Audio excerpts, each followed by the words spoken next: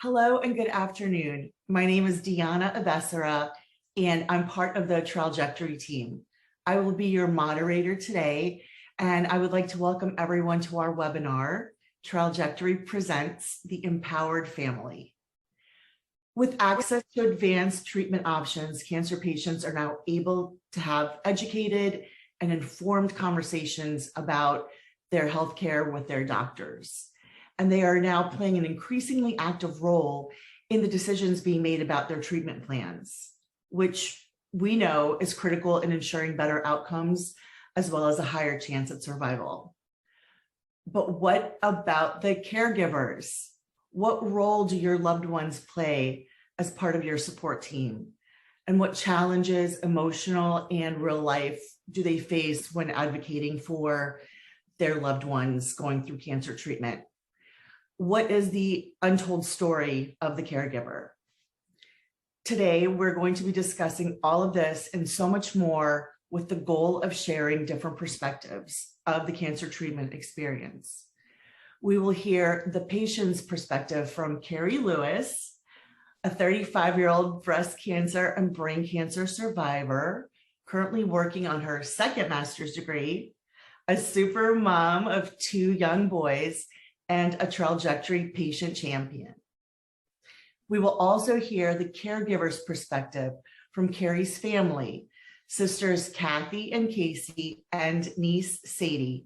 They join us today to discuss how each of them has prioritized Carrie's healthcare since her diagnosis and how they showed up in ways that are practical and necessary and truly inspiring all at once.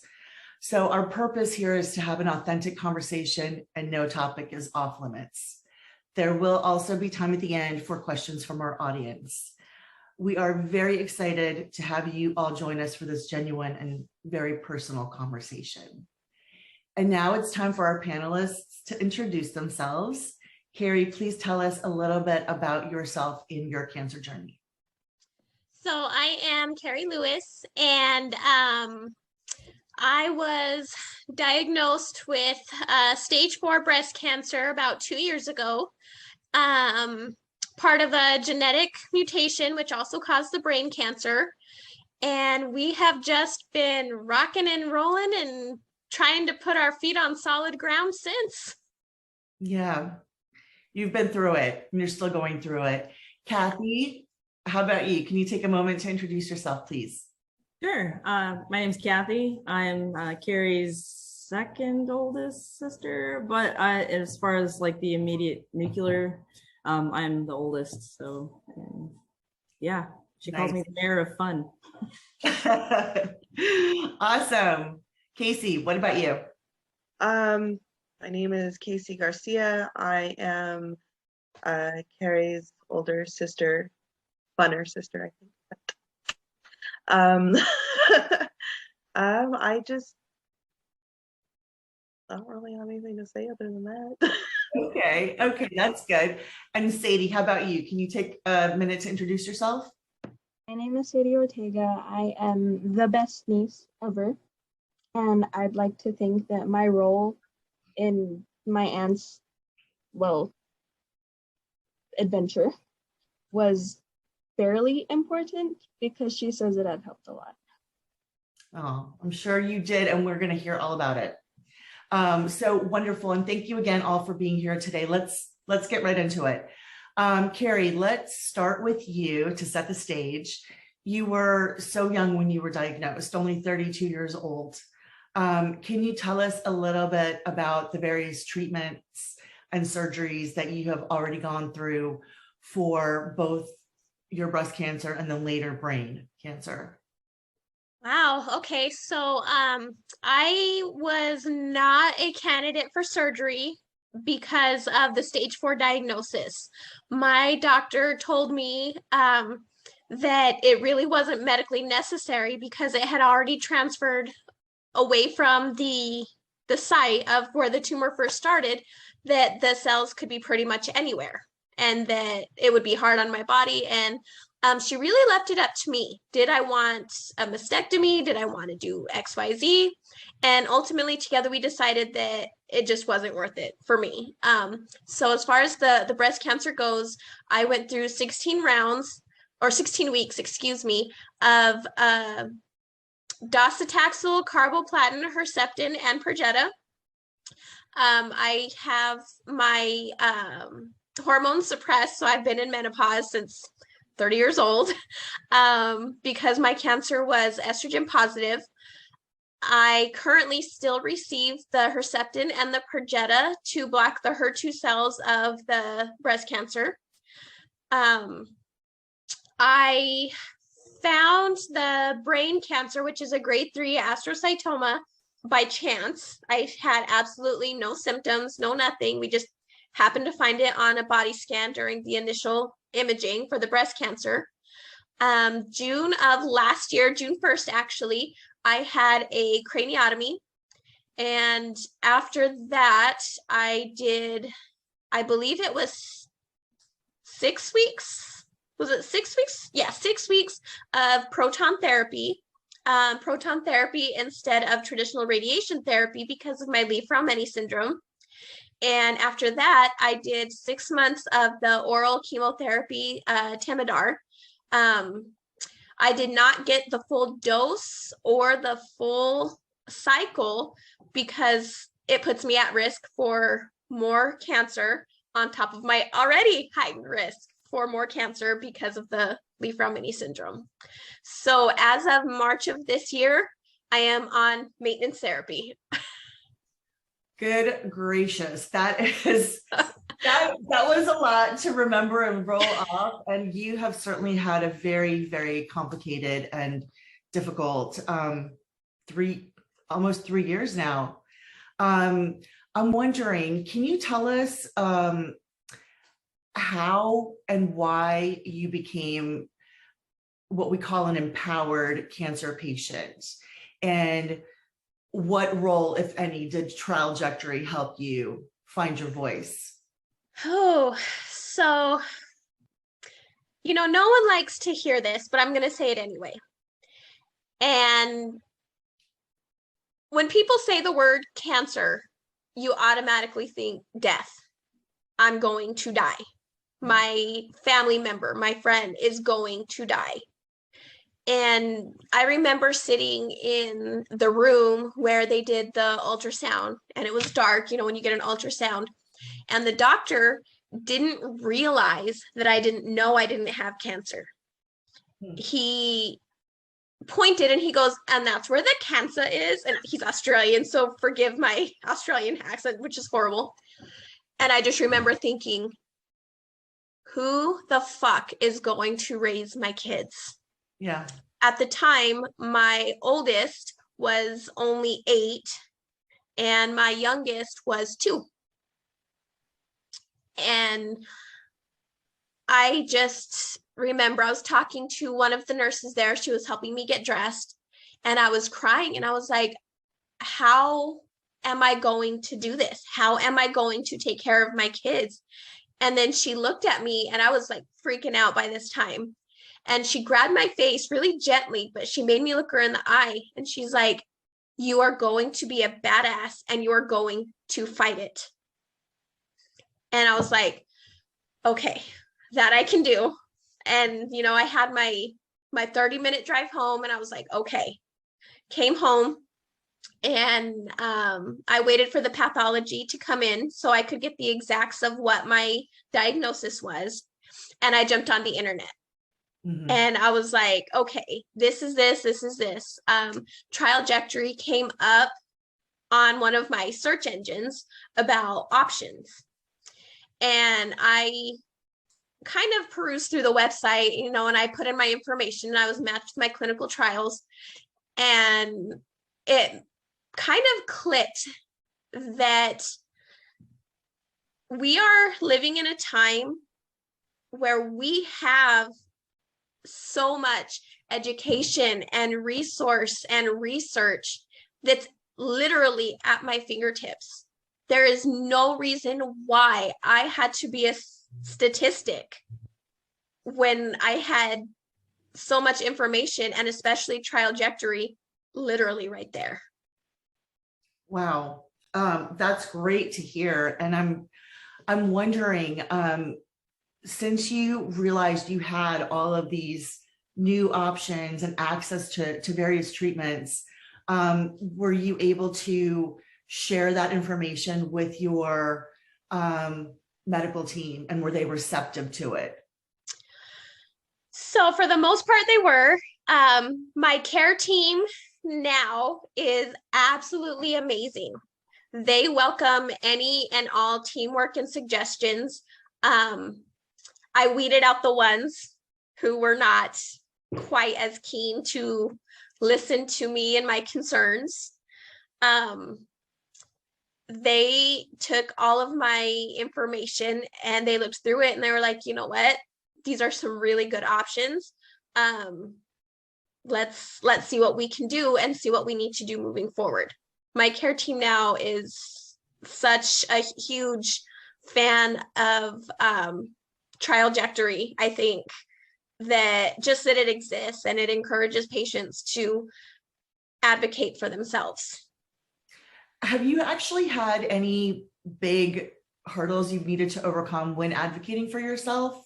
You mentioned that previously you ran into some roadblocks.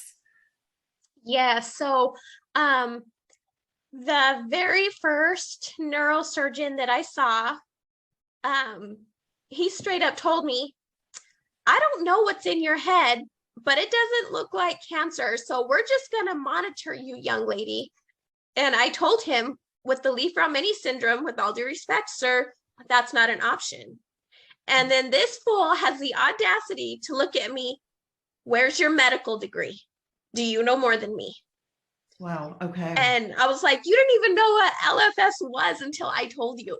So Yeah. I told him to basically fuck right off and found someone new. That's great. Sounds like you're able to put one foot in front of the other and kind of create workarounds for yourselves and find people who are willing to work with you and listen to your input, which is awesome. So ladies, I'm wondering, you know, this is such a complicated situation. You all live in different areas, and I'm just curious, in different states, I should say. I'm curious what went through your heads when Carrie was first diagnosed 3 years ago. And I guess, Kathy, let's start with you. So I guess one of the hardest decisions that I had to make as a caregiver, and also, you know, as just like the big sister element, you know, is that I do a lot of work for Team Rubicon, and I deploy to natural disasters, whether it be a hurricane, wildfires. I mostly work hurricane stuff. So I'm in close proximity with people. And so whenever, you know, COVID was we were first learning about everything, it was a hard time because I was constantly exposed to groups of people and helping process people, you know, at the centers, the cruise ships that would come in. And so I was exposed to a lot.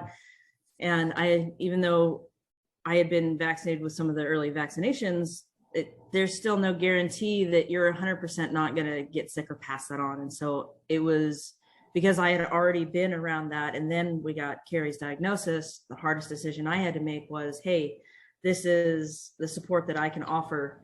It's safer for you to not see me in person. Right. It would be for me to be there in person. So I tried to place myself in her world as somebody that, hey, listen, whether you gotta call me, text me, whatever it takes, video me, like whatever, day or night, it doesn't matter. Whether you want to cry, laugh, make inappropriate jokes, if you whatever it is you need, yell it, scream it, however it needs to go down. If you want to talk about the heavy stuff, let's talk about the heavy stuff. If you don't, and you're just exhausted from it, because that's a thing too, then let's talk about future plans. Let's talk about stuff just normal, as normal can be. So that Right. was what I tried to do. That's wonderful. So you tried to like normalize it for her and be her, Sure. excuse me, sounding board. For sure. What about you, Casey, what did you first think and feel when your baby sister in essence was diagnosed with cancer? Well, so Carrie and I are the closest in age. Um, and so we've gone through a lot together as far as growing pains and things like that. And so when I was told, again, it was my mom that told me, Carrie wasn't really talking to too many people at that time. And my first, my initial reaction was to just want to have her and hold her near me, because if she was with me, nothing could ever happen. Right. You know, it wasn't real. It could erase anything. And Carrie has always been the one. She's like, oh, everybody just leave me alone for a second. Let me figure this out. Let me make my plan.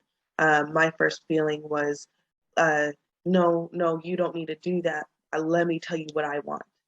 And the hardest part was to like realize it's not up to me and what I want and how I feel, but how my sister feels and what she wants. So I waited to call her and talk to her. I waited for her to contact me, and then tell me, you know, sister, this is what I need from you, and just make myself available for whatever that might look like. Right. I'm sure that was a little bit of a process. It's a shock when, you know, when you get that diagnosis, but again, for it to happen to someone so young is probably remarkably shocking and surprising. Sadie, what about you? What were your initial thoughts when you got this scary news? So the first person who told me was my mom. And, you know, since I hadn't really been up there in a while, then I guess to me it like wasn't real. Like I knew that it was like it was happening, but like it was like, oh, it's like no big deal. I know that sounds like really like not sensitive, but like that was my first thought. It's like, oh, it's fine. And then it really kicked in once the first time we went to go see her, and when we were taking her to her appointments, because then I could like see what she was going through and see how it was affecting her. So at first it wasn't real until we were actually around her. Yeah, seeing everything and being in the facility actually really brings everything to light, doesn't it? Carrie, you know, looking back, when did you realize that you actually needed support from your sisters and your niece, your family? And was it difficult for you to ask for that help? So I typically don't ask for help for anything, period. I will do it myself. And you guys, please jump in and correct me if I'm wrong, but I don't recall ever asking. I just woke up one day and they were here and okay, this is what we're doing, because I will not ask. I will not. Well, so hold on. You didn't ask, but you said that you needed a ride. You need someone to take you while mom was with the boys, and I volunteered. She'd never asked. Yeah. Okay, yeah. I was like, I honestly don't remember. It's just all of a sudden I woke up one day and she's like, get in, bitch. Like, And you know what though? Like you've been like that your whole life, where I mean, even when you were like 3 or 4, you were just tiny, and it was something simple as, I don't know, closing a door tight or anything involving heights or anything really. Like I'd go to do it, or Casey would go to help you, and you're like, I do this. Like you've always been super independent and like very doing your own thing always.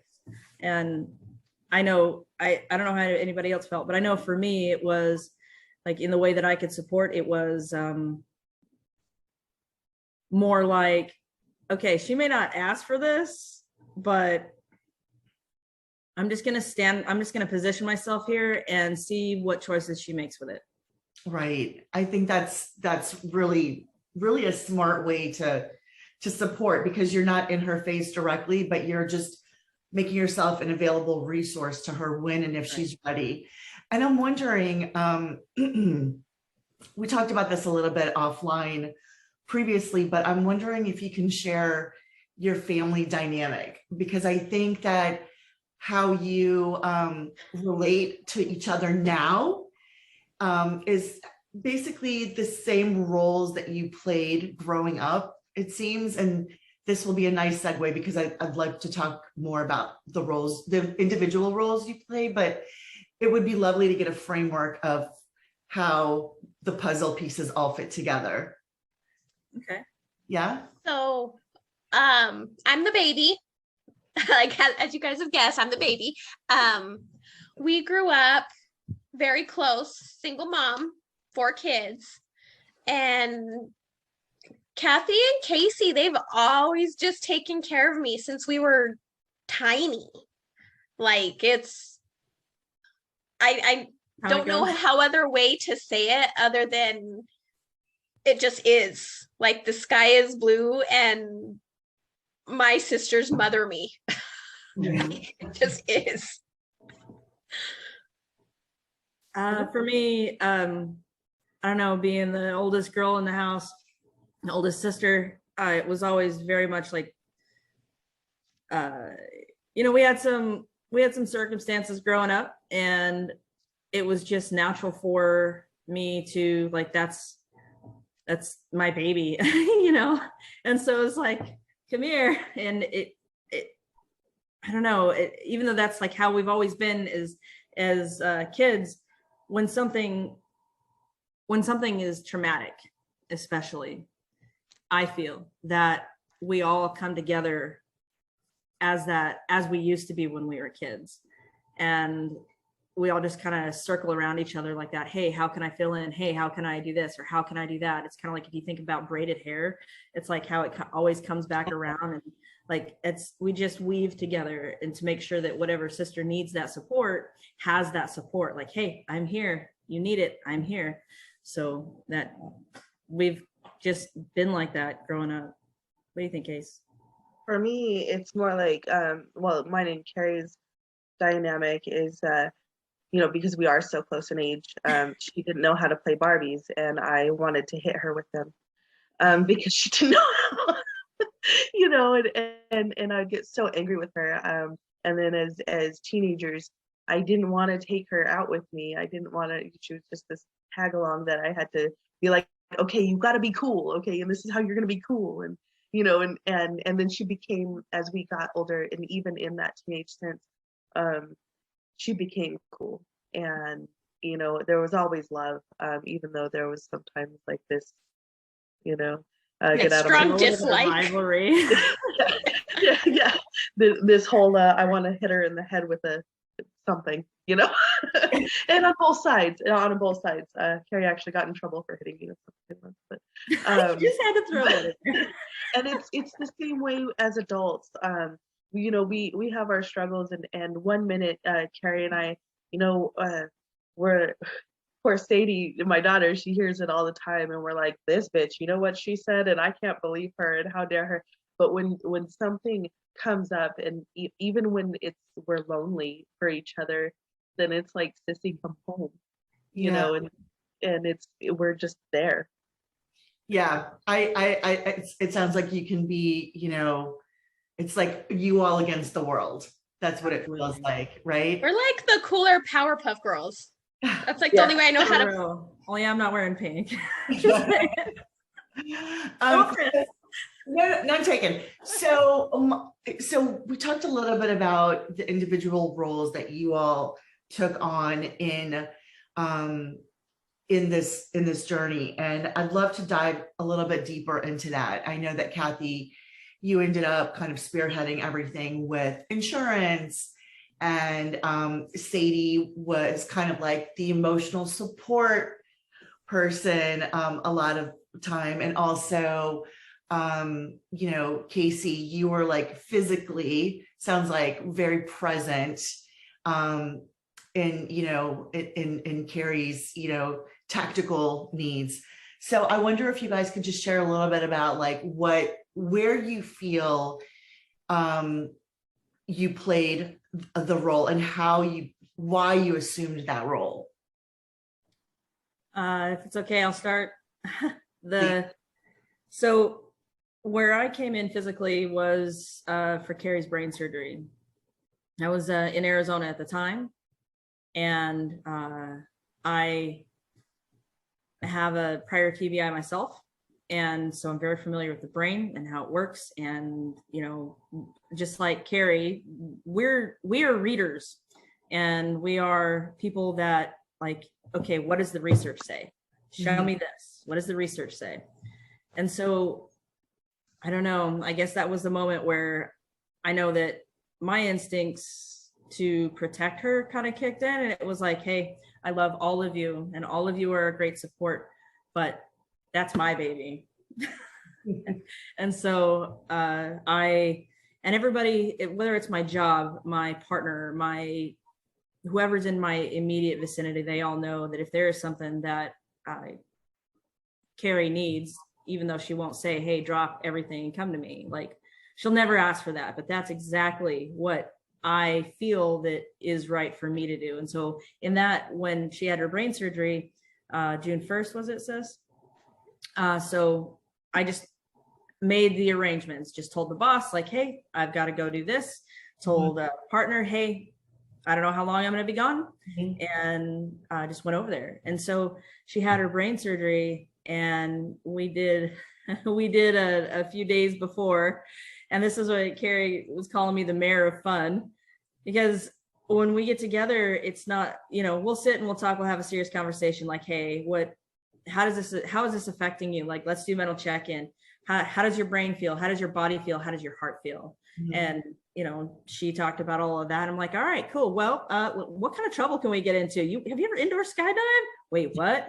We're going. And so we did this big old thing where we went out and just did the most, and met some interesting people along the way, and just accepted the universe as it came at us. And that's kind of how I live my life. And so I felt like I was bringing her into my life of living by the moment and staying present in this very moment, not having cares of the future or past, just right there in the moment, so that we could step out of the cancer for a minute. Right. And just exist in that moment and be hyper aware of it. Right. And so the next day she had her surgery and she came out of it, and all she kept talking about is wondering where her blanket was and wanting to snuggle. I'm like, honey, I can't crawl in the hospital bed with you. Yes, you can.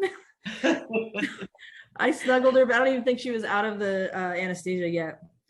One of the things that I appreciated most about her doctors is we established a relationship early on. And I knew that would be important for understanding how to navigate all the insurance needs. Right. And I'll try to keep this part brief. The insurance had basically told her that it wasn't medically necessary because radiation had just as much effective numbers, efficacy. I always mess that word up, but had just as much, you know, see, I already lost it again. You get what I'm saying? The numbers were the same. There was no better of a chance of outcome with proton therapy than it was with radiation. And so I knew from my research mind, okay, well, I'm going to talk to every single biomedical engineer that I can. And we're going to understand exactly how proton therapy works. We're going to understand how this works, but I have the time. And so I reached out to as many doctors that I could get to also to contact me back so that I could be educated to the point where I could have an intelligent conversation with the insurance company. Because it was people that didn't understand the medical process, leave from any or anything else like that, that was holding it up. So when I spoke with the final person after, like, I kept appealing it, and finally at the very, very end, I contacted a basic rep of the insurance company, and I said, I'm going to ask you a question. It's going to wreck your life. She said, okay. I said, do you have kids? She said, yeah, I've got 3. I said, imagine if tomorrow somebody told you that a medical procedure was not medically necessary for your circumstance, and you would never get the opportunity to see them grow. And I don't think I've consoled somebody so much. Oh my goodness. So Okay. then we had an advocate. We had an advocate at the customer service level. And then I spoke with their medical reviewer, who was also not an MD, and presented the evidence and why she needed protons, which was, proton has mass. And so they're literally shooting through it, trying to eradicate it, rather than radiation that shoots light. Mm-hmm. And so once I could get that person to understand that that's what we were trying to do, so that we didn't affect her DNA, that Mhm. would continue to mutate, which TP53 would then come back and freak out and then multiply and add the cancer. We're trying to shoot it out so that her body would not be altered by DNA, and then her body would naturally slough off those cells. Mm-hmm. So once I got them to understand that, one, we're not giving up until it's paid for. Mm-hmm. I don't care what it takes. I will throw the full power of every single resource I've ever had through this, and so will everyone else in my family. And two, that Carrie has an amazing and bright future. We need you to believe it too. Wow. And once we had that, and the power of having a voice and not letting anybody talk down to you and say, hey, little lady, or whatever, that was my role. That's a tremendous role. And I'm wondering, is that just how you're wired, or did you need to really dig deep to get to that level? Two things. I'm a former Marine. But that's just her. Yeah, so I think I was like wired that way at 17. No, but it was having to advocate for myself on a smaller level through my own injury through the Marine Corps, and understanding that this moment here could be the fight of her life. Mm-hmm. And so the people around me didn't understand why I was asking those questions. They didn't understand how it worked or whatever those things were. So I didn't have any peer support. But what I did have was being able to really read the research and art, a lot of time in art, and then working it out. Like, for me, and the way I work my stuff out is by building. And so we did a bunch of creative stuff, Carrie and I. While all that was going on, we went and looked for beads and bead building. I don't remember what they're called, but Carrie built Mala beads. Yeah, mala beads for a few of her providers. That's awesome. You did art therapy, basically. Yeah, expressive art therapy. That's incredible. Here. Yeah, Kathy is an expressive art therapist, actually. So that is really, really cool. Casey, what about you? What role do you think that you stepped into, and how has that role evolved when, helping to take care of Carrie's needs, or, the day-to-day? Well, I was mostly present when Carrie had when she was going through the breast cancer treatments. I was her bride. I was her, let's get out and do things. Basically, I tried to be anything she needed me to be at any given time. A lot of it, we talk about people. We're the gossip. And so if she was having a hard time with, like our mom or one of her doctors or one of her friends or, another sister, anything like that, then it was like, well, what's going on? And, and she'd tell me how she felt, and I just tried to listen. I tried to just cart her ass wherever it needed to be. And get her there, let her be present, and also be there during our rides. We talk about everything. We talked about our childhood. We talked about the people in our childhood. We talked about how things could be different, and what we would have be different. Just we went through all the what ifs and how abouts, And Yeah. so while Kathy is a expressive art therapist, I'm more of the traditional. But Kathy and I both have a degree in social work, but in very different focuses. And I'm more the traditional. Tell me how you feel, and what can I be for you? Mhm. Um, She's the more and snuggly one. the what? The more snuggly one. There you go. There you go. Yeah. The more nurturing. You've always been that way too. Exactly, and that's what I was going to come around to. Even when we were kids, then I was more of the nurturing. Let me hold you. Mhm. Type of Support type. person. Yeah. That's remarkable. I mean, you guys have such vastly different approaches to how you came together. And Casey, it sounds like you were really almost like Carrie's witness, like to everything she was going through, like her sounding board, her connective tissue, and just being present for so much of it, especially in the beginning. You were her witness. It's like you're not going through this alone. I see you. And that's so, I think, so important for cancer patients to not feel like invisible, to feel like they're sharing the experience with someone. And I think that is truly so remarkably valuable. And I think Sadie probably got a lot of that, her, nurturing from you as well. And I know it would be lovely if Sadie, you could tell us how what role you stepped into with Carrie as well.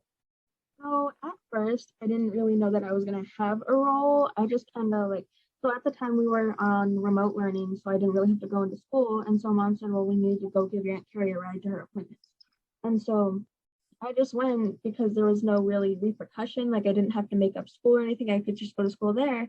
And then that kind of like I didn't know I was gonna have a role, but that morphed into like after her treatments, then she was tired and she needed a nap buddy. And so we'd curl up on the couch and we'd take naps. And then in the morning she'd always say, oh, I don't think we have the money for coffee or things like that. And I'd be like, well, it doesn't matter. We'll go anyway. And just it was more of the comfort side. I like to think that I was like all comfort because I would sit there and I would talk with her and we just cuddle on the couch and watch movies and we napped all day.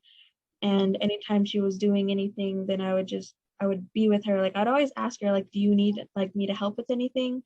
She'd always just like, her being her, just being like, oh no, I haven't. So I just kind of tag along.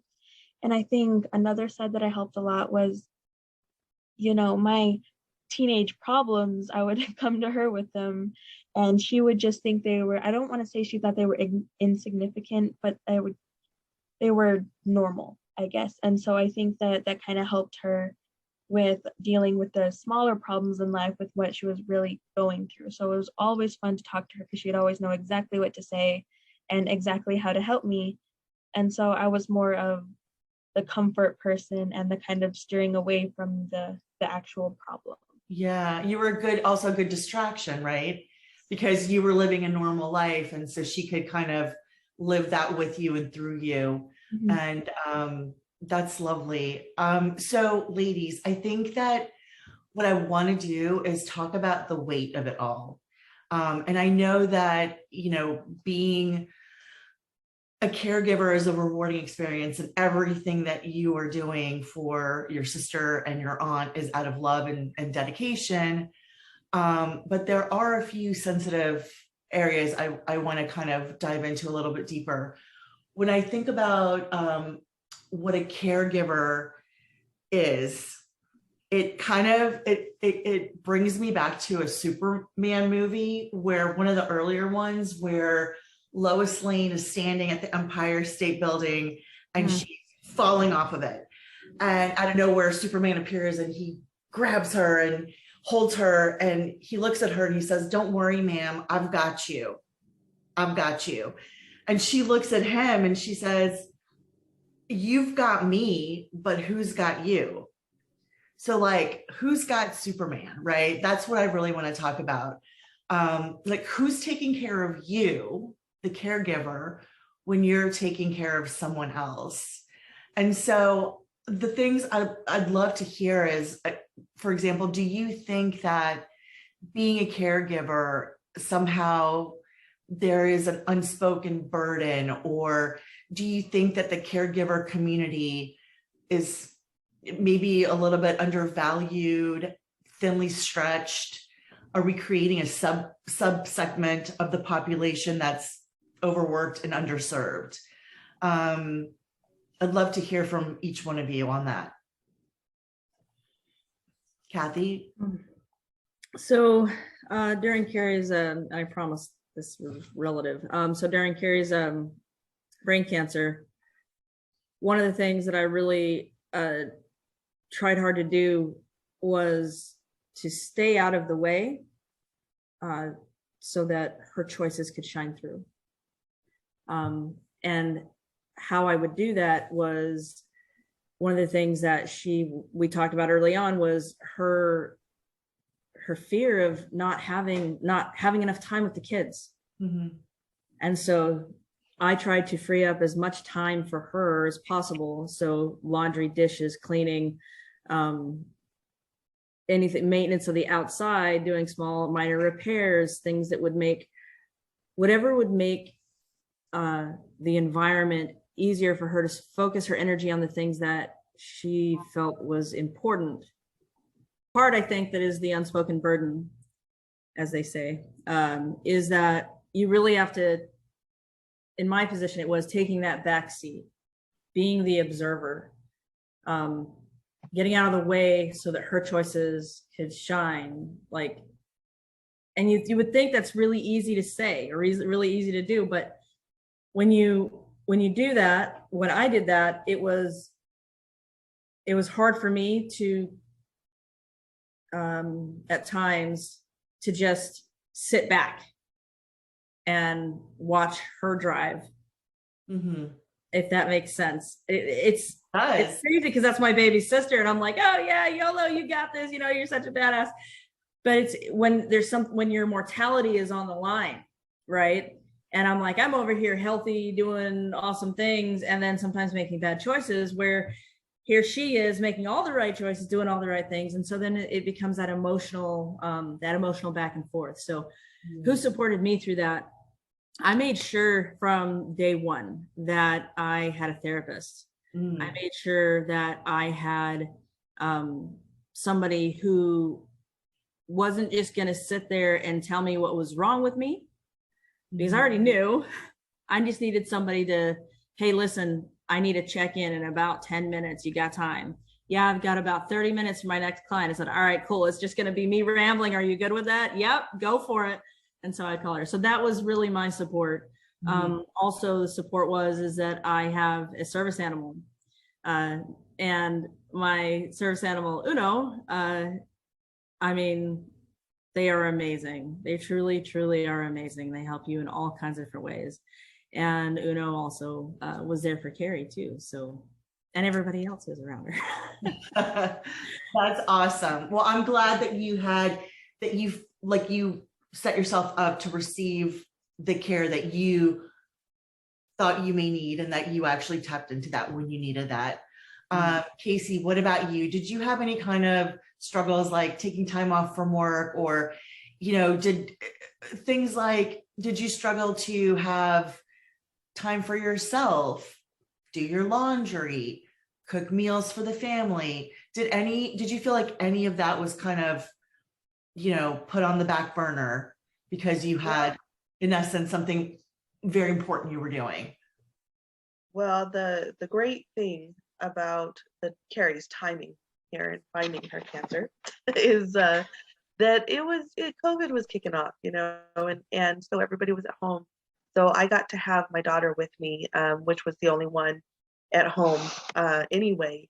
So taking off work, again, we were home, and then later on, everybody started getting back to work. Well, I was fortunate enough to be able to work remotely for that. However, I did have to take time off when she had her appointments, because I couldn't be on the computer while we were driving and doing things like that. I had an amazing boss who understood, and he's like, okay, I get it, you got to take time off, and he worked with me in that way. Also financially, I have the greatest boyfriend, who would pick up any slack financially and emotionally. There were days when Carrie was real tired, and um, I'd see her get, her coloring would be bad, or like she would look sick, Mhm. and it would break my heart, and I couldn't I couldn't tell my sister, like, you're looking bad today, I just put her to bed, and then I'd go home, uh, and just cry, Mhm. and just tell him, I can't lose my sister. What if I lose my sister? It was unfathomable, and even still, he's my rock. He's there, um, for me when things are bad. It's been a while since Carrie has, quote, looked sick. Mhm. But when she has a bad day, I still have a bad day, and I try to take that from her, and make jokes and laugh and distract her, from that. And he's always there, at the end of the day, to hold me up and say, you know what, you can be her rock, but let me be yours. That's incredible. You're very fortunate to have that, because I know that, you know, bearing witness to someone going through this is sometimes more difficult than going through it yourself. And I Definitely. think because you feel so helpless, and you, again, like you said, you want to take the struggle away from the person, but you're bearing that burden. And I think that that is something so real that people don't talk about enough. And I think that there are residual effects of that. And I'm wondering if you feel like your mental or emotional health has suffered, and at all. And and if it has or it hasn't, I'd love to hear either way. But um, when you go down this road, you take the family with you, the support team with you, and people all who are surrounding you and supporting you go on this journey with you. And so there are emotional layers to it. And I'm wondering, I know Kathy has a therapist. I'm wondering, have you, either Sadie or Casey, felt like your mental or emotional health has suffered at all? Say, do you want to take that? So my family is full of, I don't want to say therapists, but people who deal in the mind, such as my mom and my Aunt Kathy. And even Aunt Carrie, I don't, at least I don't think, I'm sorry, you have so many degrees, I don't know what you have in, but she, even if not having a degree, then I guess we're all, being a family, we've kind of adapted. And so each and every one I've been around has been my therapist. Like for Mhm. example, with Aunt Carrie, I can talk to her about anything, whether it's talking about her, like, I had plans this weekend, but I had to come over here to help you. Then I could tell her about that, and she would understand, and she would talk to me about it. And so I guess, like, everyone involved, it was just kind of my therapist.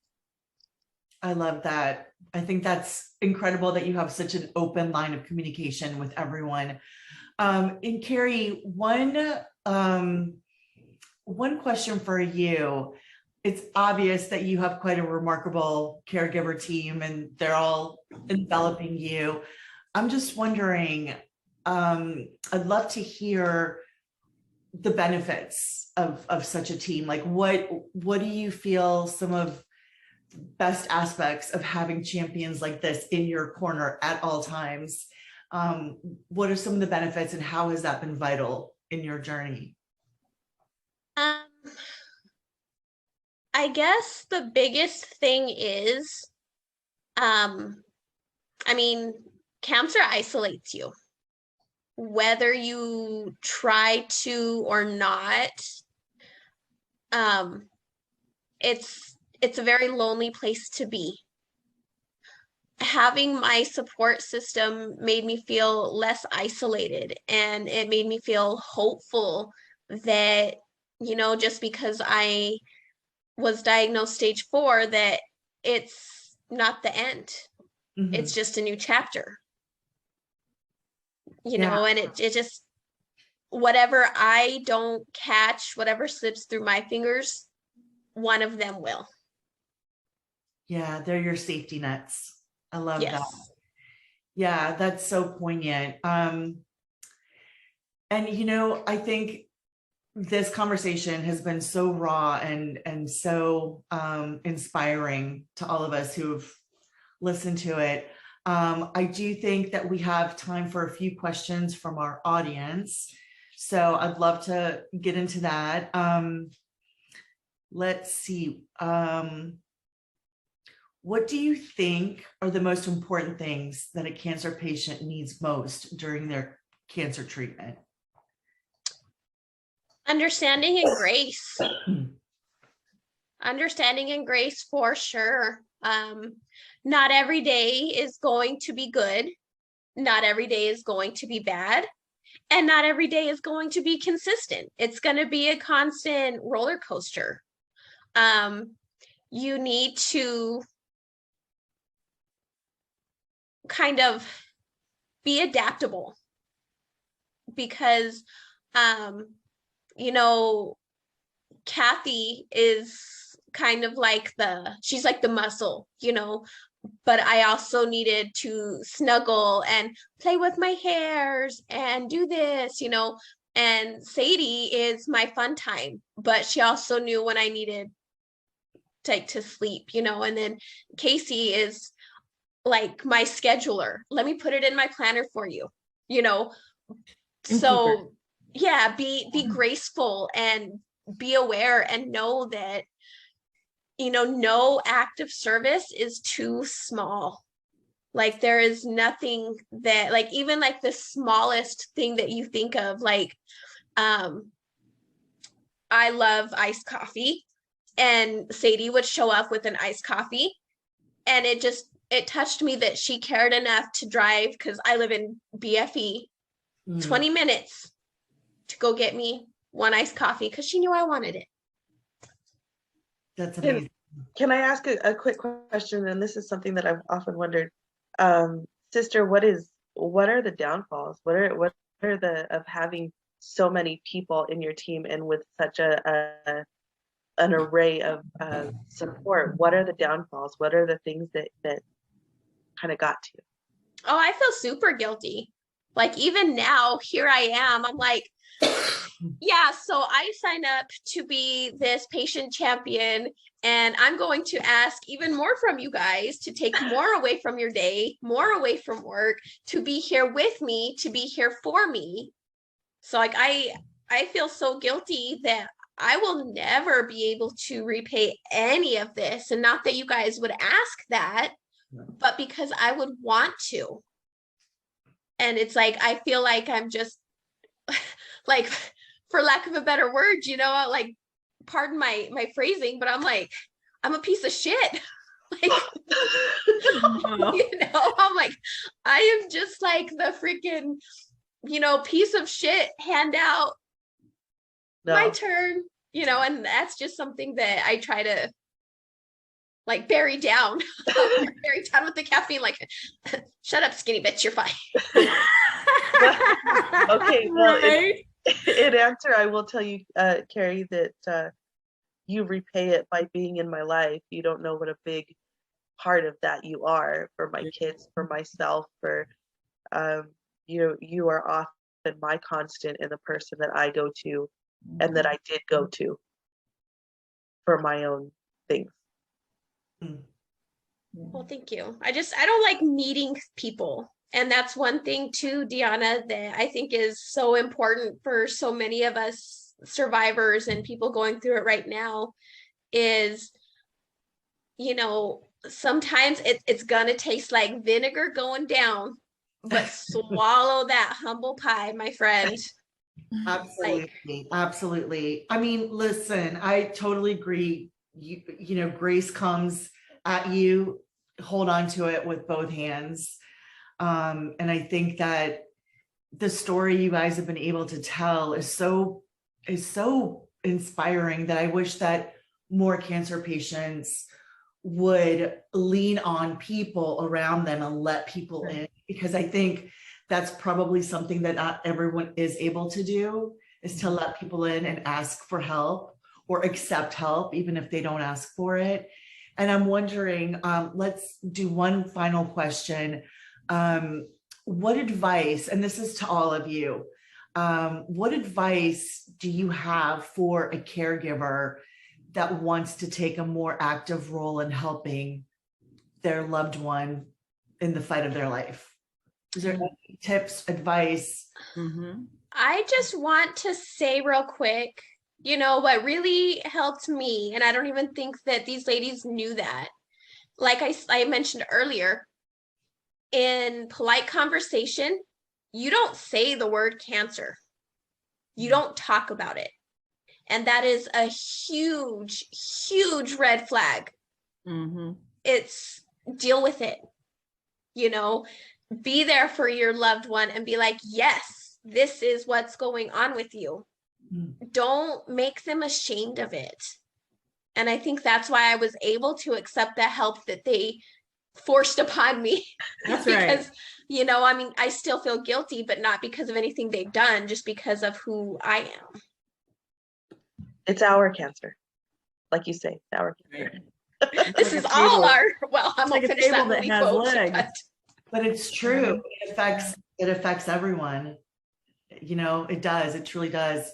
Pillars hold up a building. Yeah.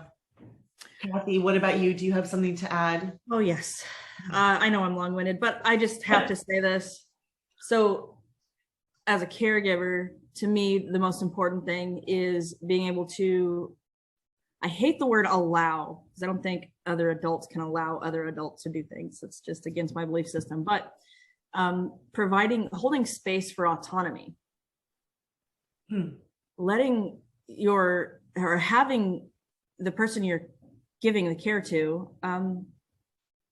have their own thoughts, feelings, opinions, not like this is what you should do and that's what you should do, because your immediate thing as a caregiver is to want to control it, in my experience. But I guess the biggest thing is also being able to look and understand their words, not take it personally when they have a bad day, accept any outcome with them.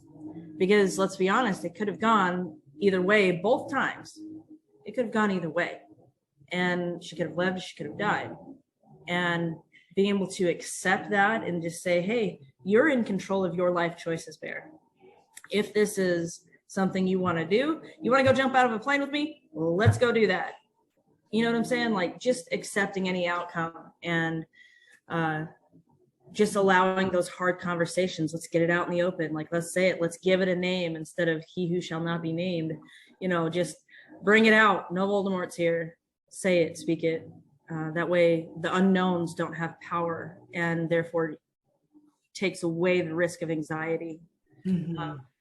So that's, to me, that's my very best advice, is just to accept any outcome and empower the autonomy of the person you're caring for.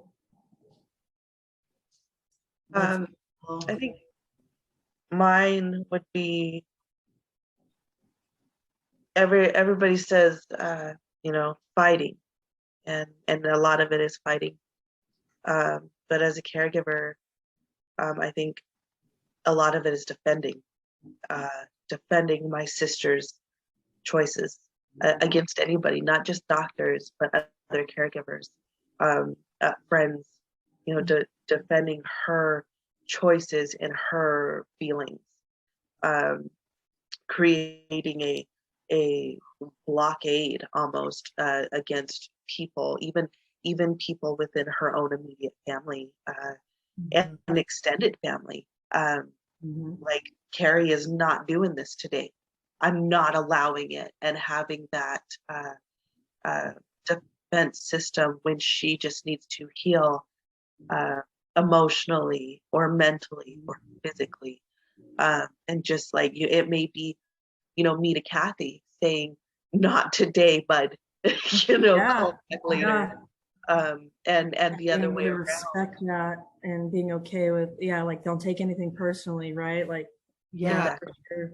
it sounds like you have built this fortress Yes. of love, protection, defense, and advocacy.